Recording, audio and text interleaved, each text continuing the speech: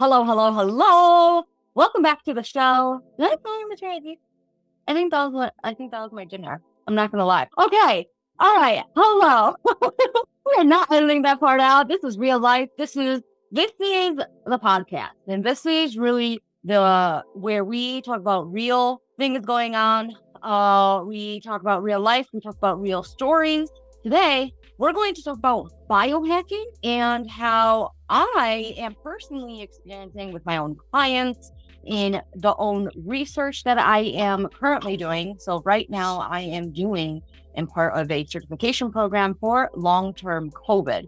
So that is a big, big subject. And I'm starting to see a lot of the biohacking and or otherwise known as do-it-yourself helping, doing it on your own, getting healthier. Some people may do biohacking if you are trying to get rid of some negative energy. Maybe you see a flaw within yourself and you're like, I think cold plunging is going to be it. We're going to talk about cold plunging.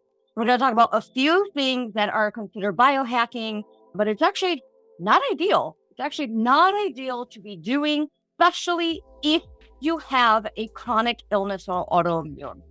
And obviously, we're going to have research and information backed up to say all this. So let's get going. I'm going to read you verbatim what biohacking is based on the description that if you were to look up biohacking, what does it mean? What is it? What is it? Okay.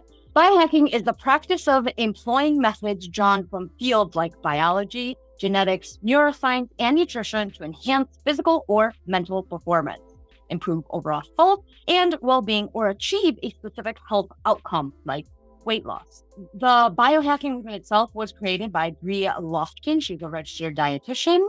And well, biohacking is simply put, it is do-it-yourself biology, right? That's what they're calling it, do-it-yourself biology. Now, here's the deal with that is we're gonna have a conversation about this, okay? First and foremost, because I want everybody to understand what is biohacking. And maybe this is something that you've been hearing about. Maybe this is something that you're like, I think I've tried it. I don't know, and then maybe you heard like cold plunge at the beginning of this episode and you're like, oh, that's biohacking. So anything that we do like extreme diet, fasting, intermittent fasting, cold plunges, red light therapy, supplements, taking like Adderall and you don't have ADHD, that would be considered biohacking, right? All the things that may seem a little like, well, I think I'm going to give this a try and I think I'm just going to go for it, but there's no actual research backed up, I would double think about it. Not that I'm saying that it's terrible to do, and not that this is first and foremost, we're not judging anybody. We're not judging anybody. I have tried a lot of the things that we are about to talk about. So first and foremost, cold plunge. This is something very, very popular. Is there research backed up that says that it can help depression? It can help anxiety. It can help these things? Yes. But there's even more research backed up on saying that cold plunge can actually have long-term effects of causing a negative feedback loop, which I'll explain in a moment. It can cause a negative feedback loop and actually cause autoimmune and immune responses. Okay. So here's the deal. Cold plunges and and I'm not when I say cold, but I mean cold plunge. I don't mean like the cold bath and then you turn it to kind of hot and then back to cold. I think that has some benefits. I really do. Well, first and foremost, I do them kind of in that order. So I kind of start warm and then I turn to slightly cold and then slightly warmer at the end. But here's the deal. First and foremost, I do that for my hair.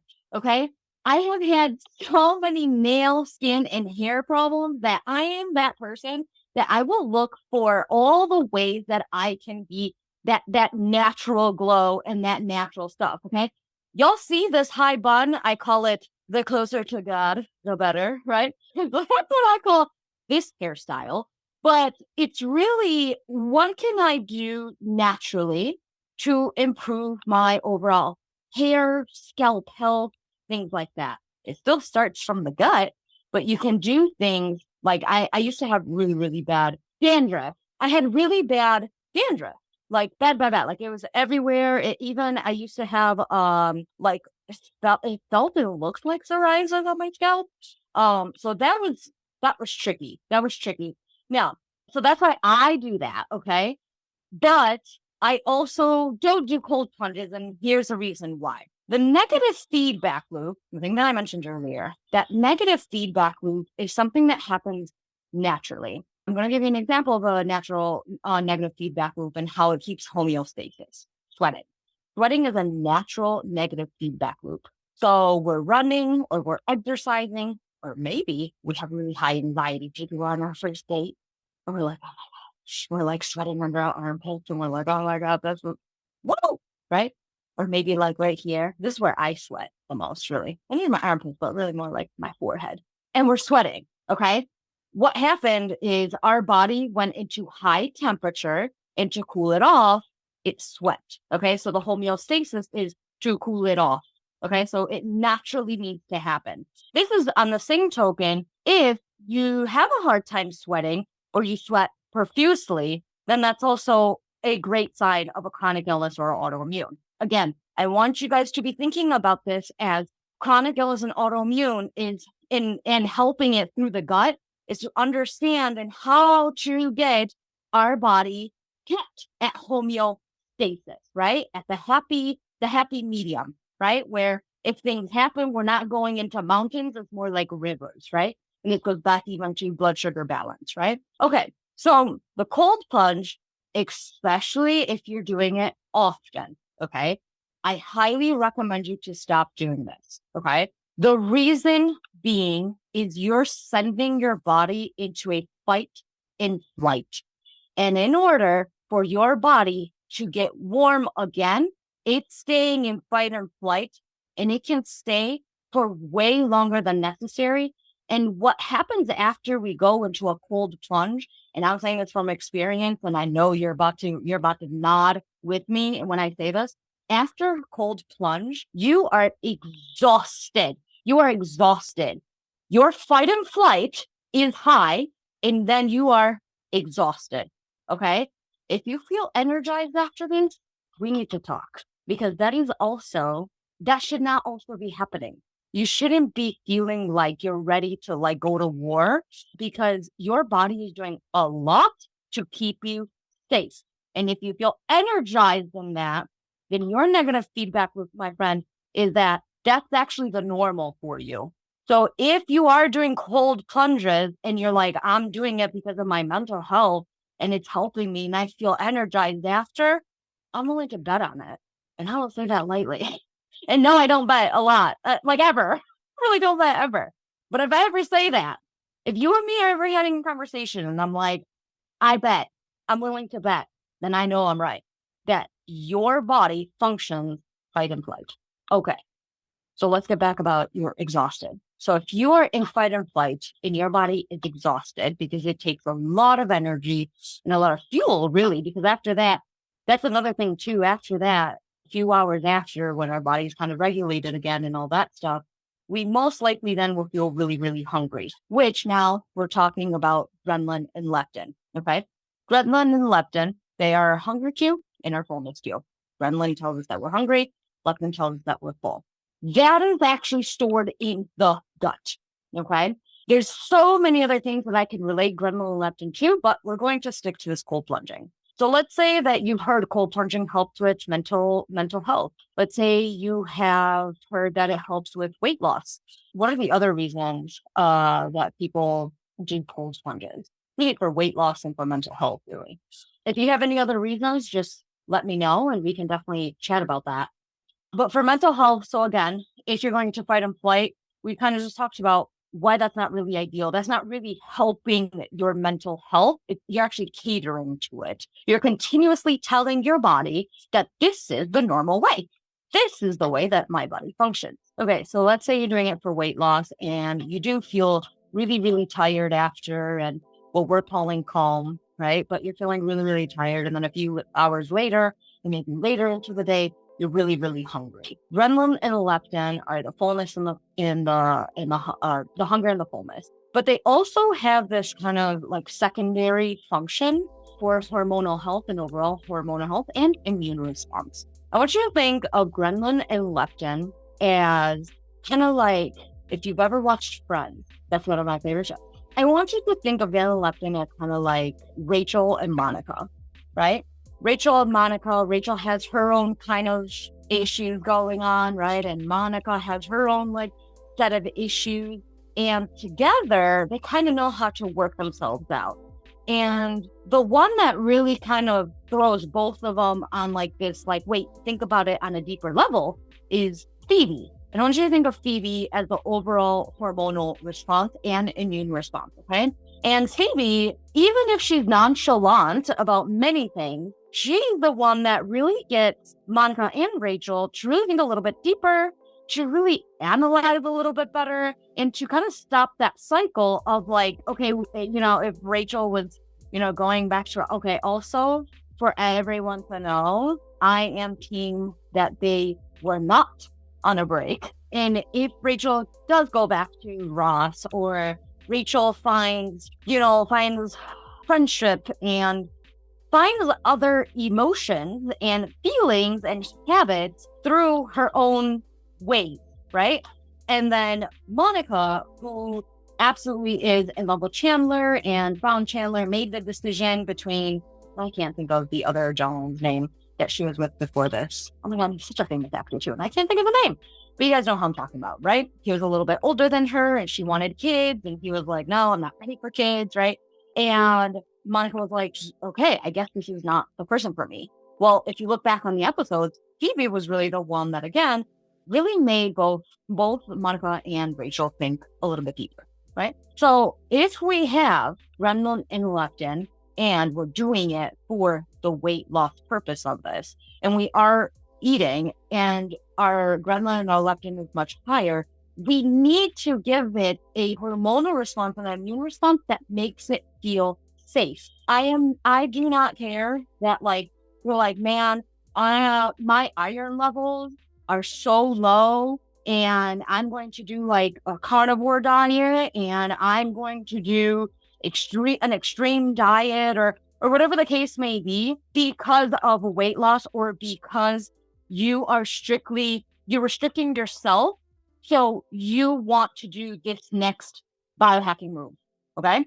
In order for anything to work, no matter how hard you go in on the biohacking, you need to help your gut. And your gut is literally linked. It's 90% of your immune system, and 80% of your serotonin is in your gut. So your lymphatic system is connected to it, which then holds your vagus nerve, which that own thing is its own separate episode, really. And then we have the nervous system. Literally, yes, the gut is directly connected to the nervous system. It's connected to the cardiovascular system. It's connected to its own immune response. It's connected to the hormone system, the entire hormone system.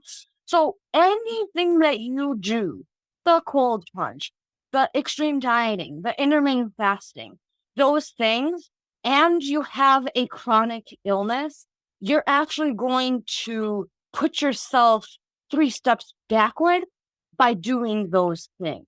Yes, I said that. You're going to put yourself 3 steps backwards. And if right now you're viewing this and you're like, no, Dad, I can't agree with that. I'm doing the cold plunges, or I'm doing the extreme dieting, or I'm taking the Adderall, and I don't have ADHD and I'm fine. I'm not talking about now. I am talking about where will you be 3 years from now, 5 years from now, 10 years from now, 20 years from now. Because you're going to look at this episode very differently. And I bet if you're looking at this, because hello, hi. But if you're also listening to this, and like on the podcast, you're also going to be thinking, you're either thinking about this from this perspective, and I want you to think about it like this, like coming at 2 angles, right? So you're either thinking about this because you're like, okay, I've kind of done the biohacking stuff and I feel like I am not getting better, or you're looking at this as, I want to know more about biohacking and I want to know if this is the right move for me. Okay. And both of those perceptions are 100% fair. Like I said, I've done this, right? But again, I want you to just think about that one cold plunge example is that negative feedback loop. And if you are doing that and you're consistently telling your body that fight and flight is the new normal, you're reducing your absorption of nutrients down to 50%, 50% from doing that, especially if you have a chronic illness. The second example that I want to talk about is taking supplements. Okay. So this is something you know by now that I am not into taking supplements. I personally don't take any. I haven't taken any for 13 years and counting. I started my gut health journey 15 years ago. My first 2 years, I was still on a supplement regimen. And by year, so 2 years, and I was still doing that. Within the first year, I was slowly letting go of all my prescription pills, which included hormonal birth control pills. So I was taking a few pills. That was one of them. So there's so many things that go into supplements. And we need to make sure that the way that we are helping, especially in functional medicine, that the practitioner, the nutritionist, the practitioner, what they're doing, make sure that that is kind of like the last thing that they're doing. In fact, that's what functional medicine is known for, is that we're treating the whole person as a whole, and we are treating things such as like biohacking, right? Doing those things or supplements and reaching for the supplement, that's actually the last thing on our list. Like, we want to make sure habits are down, sleeping is down, bowel movement, libido, menstrual cycle, nutrition, exercise, movement, mental health, like the list is very long before we even get to supplements. But let's say that yes, we did all those things, and that's actually why we're trying biohacking, right? And I'm going to be first one to say it. You didn't try everything. If you're trying biohacking, you have not tried gut health, like real, true gut health. You haven't tried anything, because I did biohacking.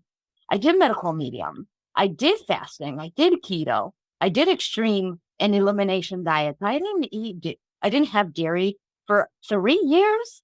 I can't remember because it was just so long ago, but it was a long time ago.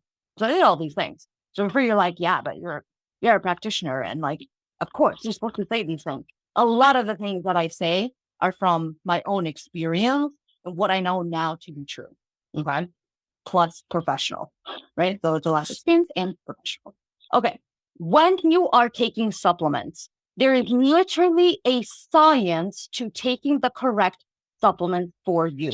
There are over 8 kinds of magnesium. If in 3 seconds you can tell me what kind of magnesium is good for you and why, then you can take the magnesium. It's literally my rule of thumb. If you can't tell me, then we're not taking magnesium. And there's many people like, oh, I'm taking magnesium glyphosate because it's good for sleep. I'm taking magnesium citrate because it's good for my bowel movement. Okay. I challenge you to switch up your magnesium and see if the same doesn't happen. I'll challenge you for that. And I challenge you to do all the different types of magnesium, not just one, do all of them. That would be biohacking, is to literally give this all a try. And what you'll come to the realization is that, yeah, maybe one works better than the other, but they all kind of do the same thing in some shape or form, whether it is better bowel movement or you do sleep better, because it's magnesium. Magnesium is one of the building blocks of life. In fact, magnesium takes 2 years, and not 2 years of like your adulthood. Like the minute that you're born, we actually need 2 years for magnesium to be at its utmost of what that body will need to keep homeostasis. 2 years. After 2 years of life, like when you are 2 years old, and if you're still low on magnesium, then, and you're still low, and you're still low, and you're still low, I would never say, then let's take magnesium. Magnesium is so intertwined within vitamin D, iron, potassium, sodium. It's so intertwined. There's actually a mineral and metal, the wheel of minerals and the wheel of metals. That would be really helpful for anybody really to look at and study at. And you'll see how many things are related to one mineral or one vitamin, or how some vitamins are not even a vitamin, they're a hormone, right? So Okay, and if I just said that and you're like, wait, what? Vitamin D is considered a hormone because of how it reacts in the body. That will be a whole separate episode. This episode will be way too long if I keep going on tangents. So let's stick to just supplements in general, right? There is a science that goes into supplementing. It has to be aligned with your current diet. It has to be aligned with your history. It has to align with your end goal of whatever it is that you wish for. Whether it is weight loss, whether it is better sleep, whether it is mental health, whether it is reversing your symptoms and helping your symptoms out. But it's to a science.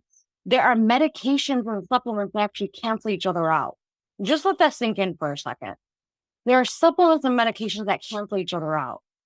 And we're out here buying supplements because we're like, vitamin D is going to help all of your problems. And it's like, no, that's not how that works.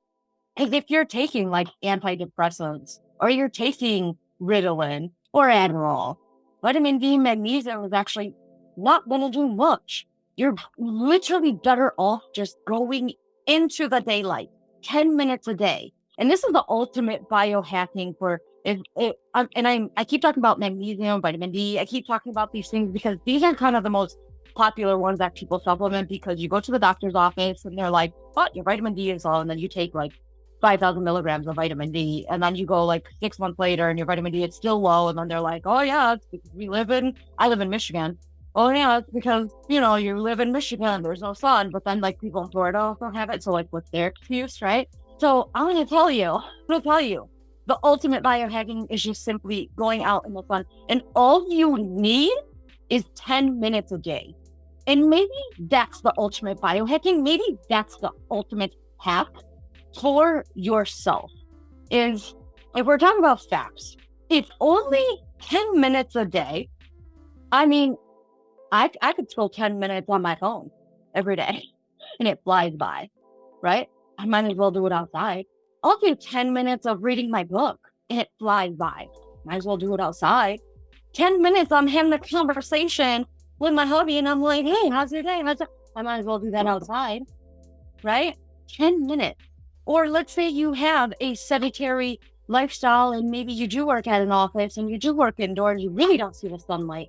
10 minutes when you walk into the door or out the door and there's sunlight, 10 minutes, just hang out there for 10 minutes. Okay, what if there is no sunlight when you walk in or when you leave? Let's say you have that job. Maybe you're a nurse, right? Maybe you work the midnight shift, right? 10 minutes outside, find it at lunchtime, before you go in, after you go in.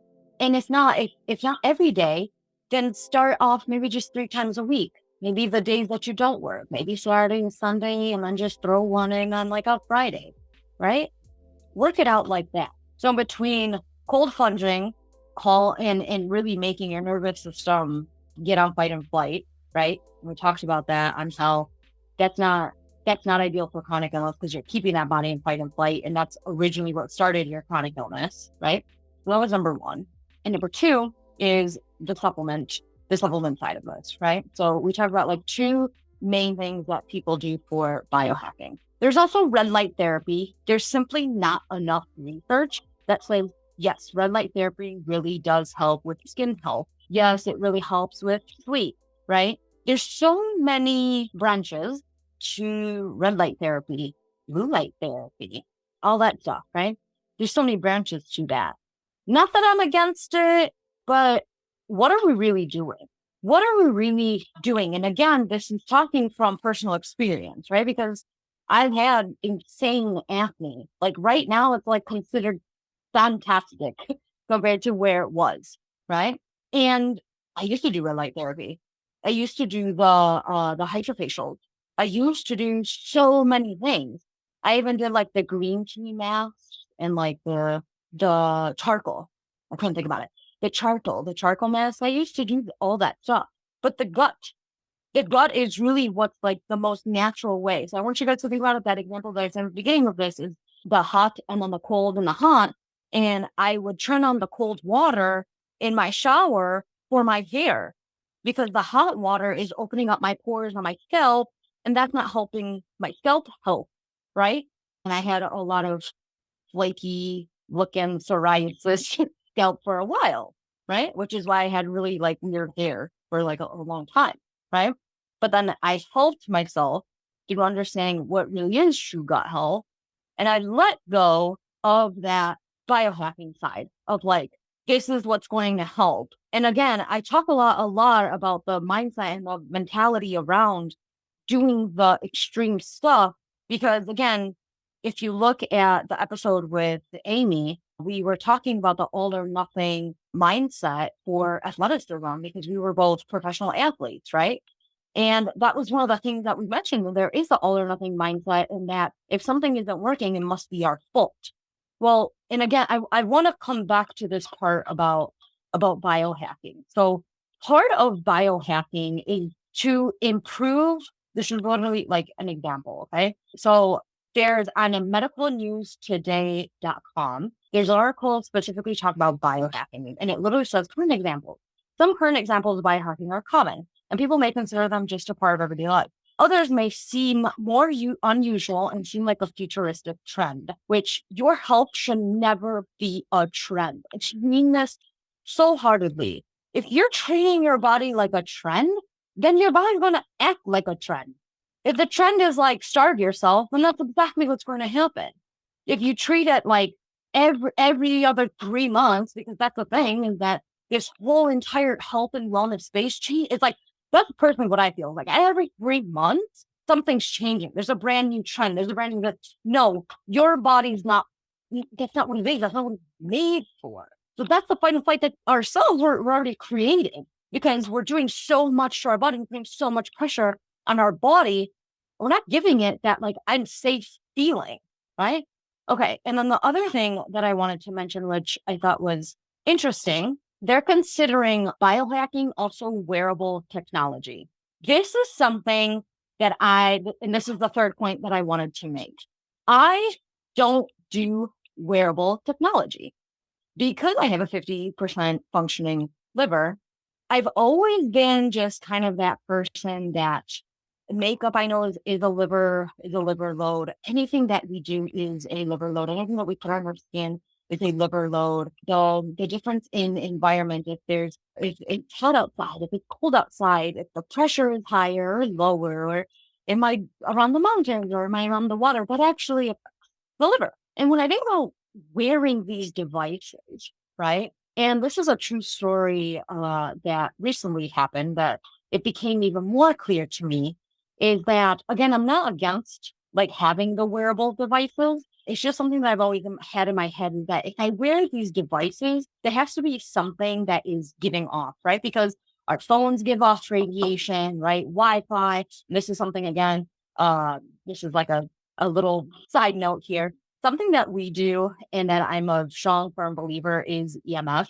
And what we do is we have a timer on our Wi-Fi and we just shut off our Wi-Fi every single night at 10 p.m. And that's it. If we use the internet on our phone, so be it. But I'm that person at 10 p.m. who just shut off the Wi-Fi and that's it. Or if my husband wants to watch a movie, and this is something, again, because we live in a reality and I live with my husband who likes to stay up late at night and I don't, but then I either shut my phone off or I put on airplane mode. Again, these are the things that I do to just help my liver load. Okay. Those where the wearable stuff, right, comes into play. Right. So the wearable technology, I recently had an HTMA test on a boy. Okay. And the reason we did an HTMA test, the hair tissue mineral analysis test, was because he was having like some white spots, a few white spots. And he was 9 years old. He was really into wrestling. And I was like, well, he must have like psoriasis or maybe I'm not sure. And the mom also thought that as well. And we did his HTMA and he had high antimony. And antimony is a chemical that is actually released from wearable technology. Clothes that are like, when they have it like on the, especially on the children's clothes, and they say do not come in contact with fire, which, can I make a side note real quick? Why? Why? What's going on? Why would I put children's clothes in a fire? Right? Like it's highly flammable. Like why, but okay.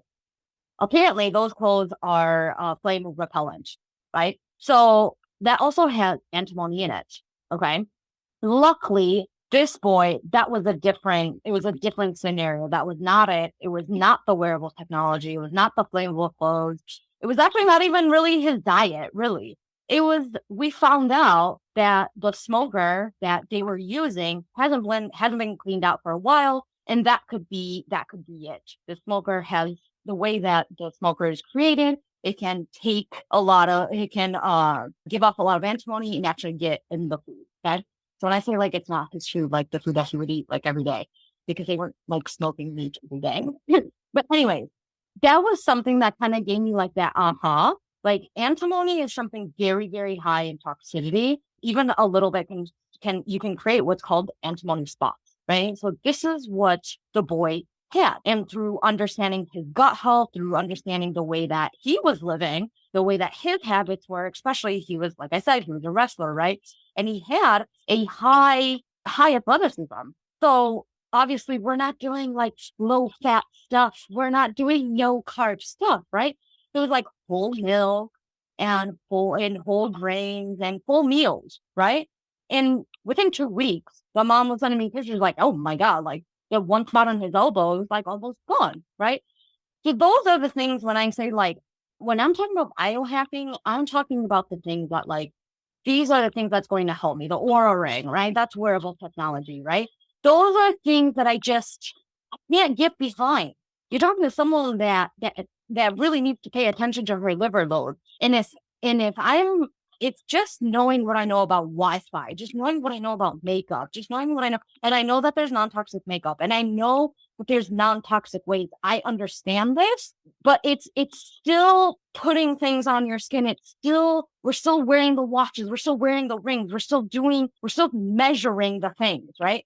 So there's kind of two parts to this is that yes, it releases things that are high in toxicity, especially if you're wearing them for a long time. But it's also, again, understanding, making sure that your nervous system is regulated. I feel almost like, I don't know if this is taking it a step too far, but let's just go for it. Let's just go for it. I know that because, like I said, I never wore wearable technology because there was just something to me that I was like, I don't know, I feel like that's high overload. We're gonna, thanks, but no thanks, right? So I know that from my clients, from so many people wearing them, from having conversations with my friends, I know that sometimes if you put it on a setting where you want to lose weight or you want to have a specific amount of steps per day, the watch tells you you've been sitting too long, you need to stand up, you need to move. That is fantastic until it's not. Again, regulating the nervous system and understanding I can't speak. How that is affecting your gut health, right? So if you are hanging out and your body needs a rest, I'm going to be dead honest today. I'm recording this on Labor Day in the evening at 8 p.m. It is 8:11 p.m. right now, okay, as I'm recording this. And my kids are hanging out with my husband, with their dad, right? And they're just chilling. They're probably watching a movie, cleaning up, probably getting ready for bed. And if my watch did that today, because we just had such a busy weekend, my watch did that, I know me. I know my mentality. Again, speaking of the all or nothing mentality, the high athleticism, I'd be like, oh my God, like, what have I done all day? And the negative thoughts are so easy and they're so loud, right? It's like, oh man, now I gotta move, now I gotta do this. But like, what if I just want to stop? I just want to stop that, right? And yeah, I understand that you can turn that setting off, but how many people do that? How many people turn off that setting when they are on rest days? Do you take off your wearable technology when you are in rest days? That's the biohacking. Again, like just being in the sun for 10 minutes, that's the ultimate biohacking. If you want to wear wearable technology, sure, take it off from time to time though, okay? Nothing bad is going to happen, I promise. Your value and your morale does not sit on the amount of steps that you took that day. And this is someone, I'm talking from someone that like, I have daily goals.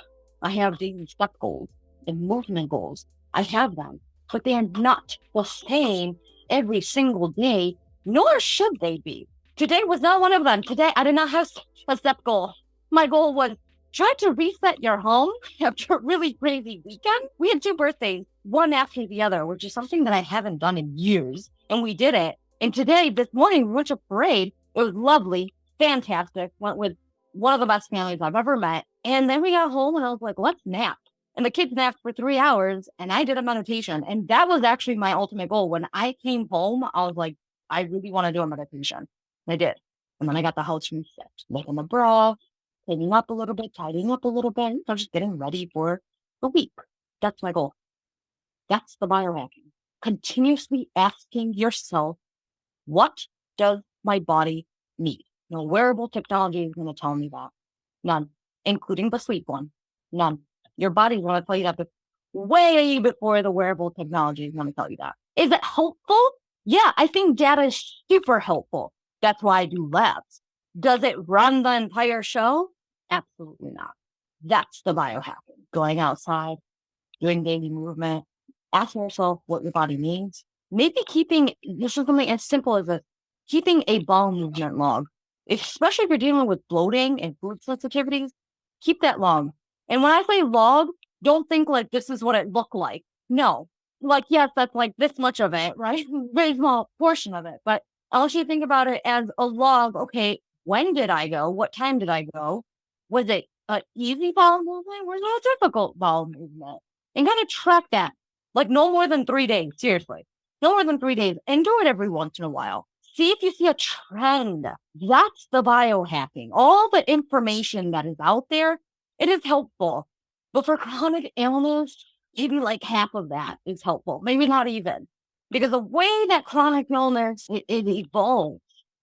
It evolves. It's not something, when I think of things like supplementing and doing the wearable technology and doing the cold plunges, I think of like that's something to do maybe from like time to time, maybe like when things get like really, really wild. I don't even know, but even then, maybe, I don't know. I don't know. I don't know. I've been doing this for so long that it's like now I just simply don't see the reason why. Back then I did. And it really came back to my worth, really. That's an episode within itself, right? But again, what does my body need? If it's sleep, sleep. I recently watched, if you guys are a fan of Elise Myers, I'm a big fan of hers. Absolutely love her. Someone last year called me the Elise Myers of gut health. And I was like, thank you. I don't think I'm funny, but thank you. But I think she really meant it because we're like in sweats and we're we got like the messy hair and stuff and what, but I'm like, she's amazing. Thank you. She posted not very long ago about how she was having like an off day. So she was like dating someone and she went to that boy's mom's house or something.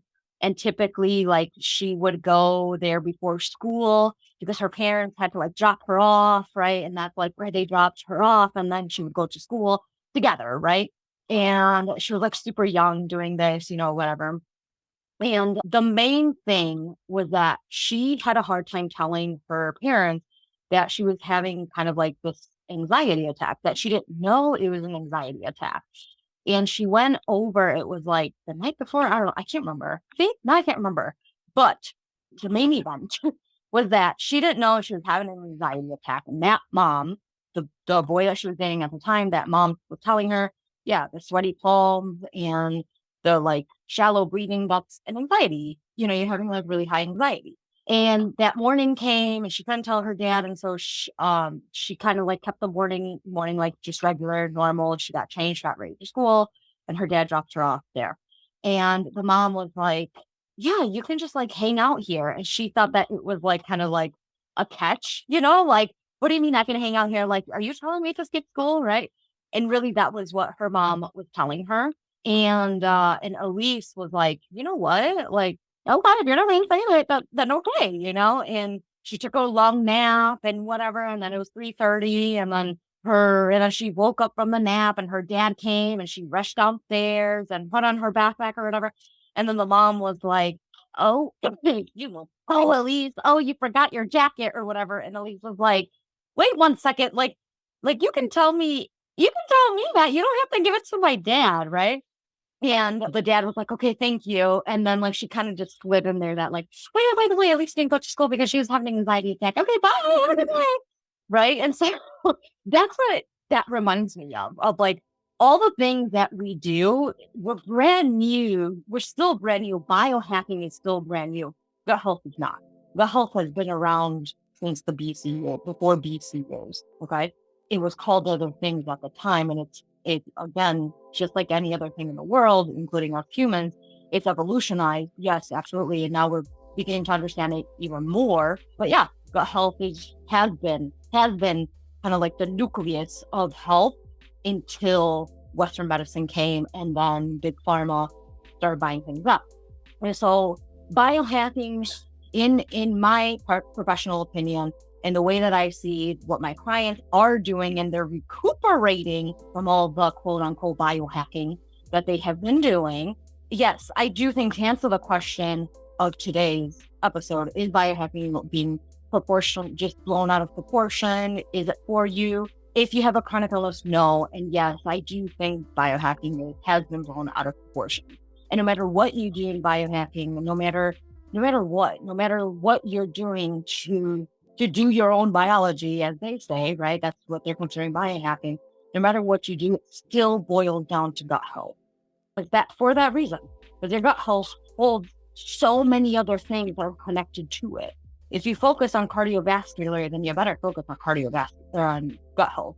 If you focus on your hormone health, also focus on your gut health.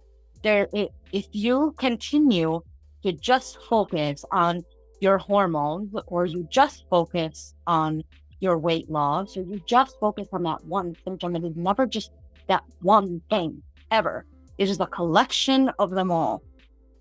And the only thing that I personally know to be true that has the collection of all of them is your gut.